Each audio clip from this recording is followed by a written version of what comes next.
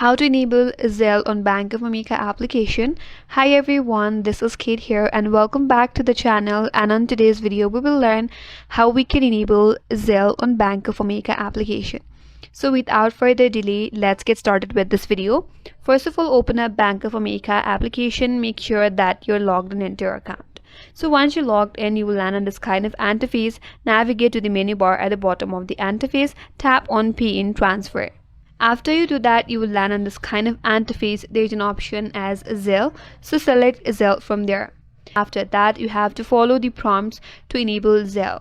You might be prompted to enter your US mobile number or email address, so make sure that you verify your information with one-time code which will be sent to your provided email or phone number.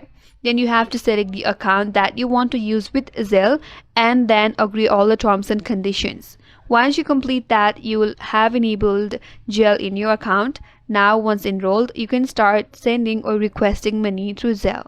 So that's it. That's how you can enable Zelle on Bank of America application, and that's all for today's video. Hope this video was helpful, and if you're new to our channel, consider subscribing. Thank you for watching. Stay tuned for more videos.